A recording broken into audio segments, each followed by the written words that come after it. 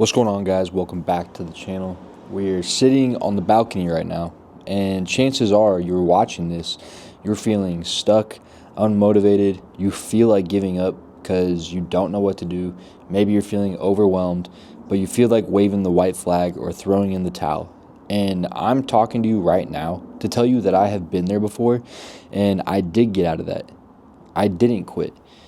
So I'm here to not give you any fluffy bullshit motivational advice, but practical, relatable things that you can use in your life right now to help you get unstuck. So let's get into it. The first thing you have to do is go back to your why. WHY, your why. Everyone has a why. Why we do things, why we wake up in the morning. Maybe it's people we do it for, whatever it is. It could be for yourself. We all have a why, and that why starts in here, it starts in here, and it starts in here. But the why generates from our soul, the sole reason to why we do things every day, to why we work so hard. What is your why? Is your why strong enough to make you keep going? That's up to you to ask yourself. But why did you start the journey? Was it to feel better about yourself? Was it to prove yourself wrong? Was it to create a better life? Why did you start from the beginning? Because you go back, that's step one. You go back to your why. And that ultimately reminds you, because you can reflect and look back to why you started. What was that feeling you felt in the moment when you wanted to make that first step in your journey? What was the why? Obviously, it was strong enough to push you to get your ass out of bed and to make some shit happen. So when you feel like giving up, just take 30 seconds to yourself and ask, if I quit now, then what? Or if I keep going, what's possible for me? Always revert back to your why. Usually when you get to the point where you come face to face with giving up, a lot of the times you're overwhelmed with something, or you have no more faith and belief in yourself, and that also would cause somebody to quit and give up. Instead of looking at the entire mountain, you have to look at the first step on the mountain. When you look at the entire mountain, like, no shit, it's fucking big as fuck.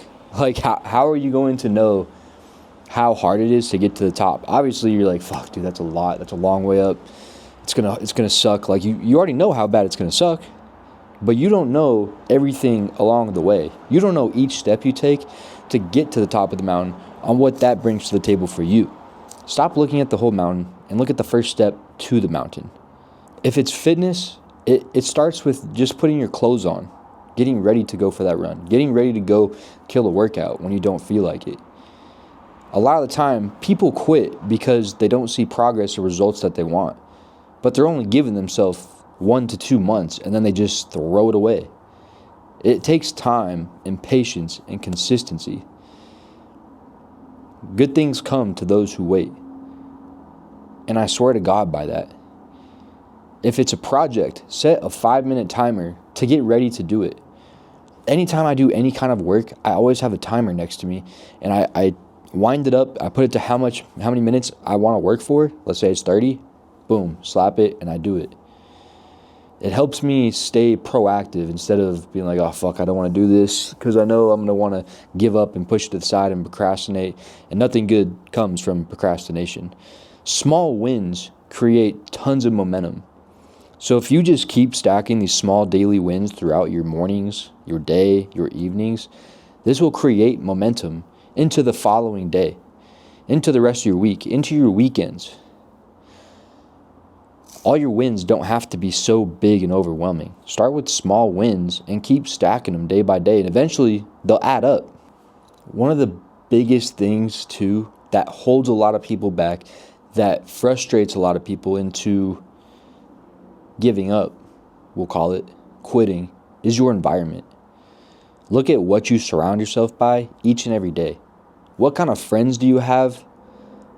What kind of people do you work with? What is the house you live in? Is it clean? Is it messy? Are the friends, are they bad friends? Are they bringing on bad habits to you? Are they good friends? Do they create better habits in you?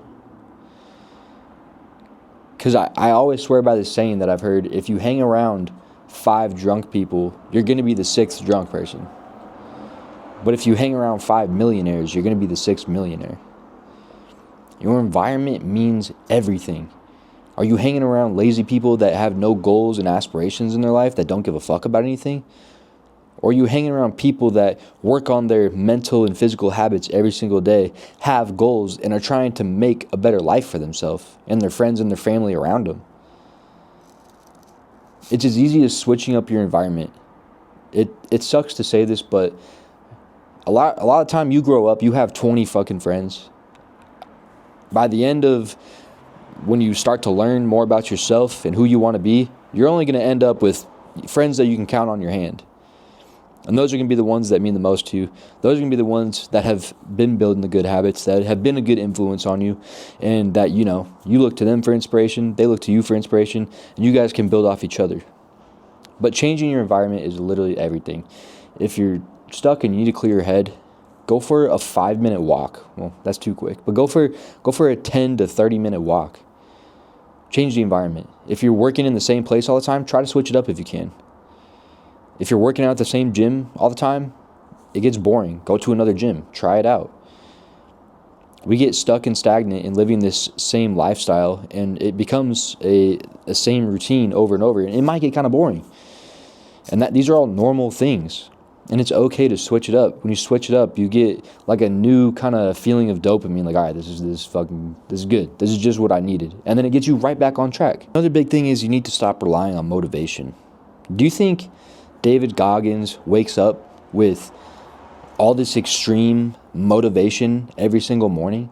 Do you think Chris Bumstead wakes up with all this motivation while he's in a bodybuilding prep and he probably feels like shit because he's in a calorie deficit training his ass off while David Goggins is running 100 miles across the state or some shit? Hell no. But they have something inside of them that not a lot of people have, which is grit. But they don't have motivation. They build the motivation. They have discipline, which creates consistency. And if you have consistency in your life, that is one of the biggest things you can do for yourself. It doesn't matter if you have any motivation. People always tell you it's discipline over motivation. I believe it's consistency over both of those things. Because with consistency, you are building discipline. And with that, you are building the motivation. So stop looking for external resources to validate and build motivation within yourself. Because it's not going to be there every day. But you have to just build it within yourself. Do you know how hard it is to wake up in the morning at 4 or 5 a.m.? Or anytime, really. Nobody wants to get out of bed because it's so comfortable. But nothing grows in comfort. When the alarm clock hits 5 a.m., just get the fuck up. Nobody's going to get you up for you. No one is coming to save you. No one's coming to give you some daily motivation.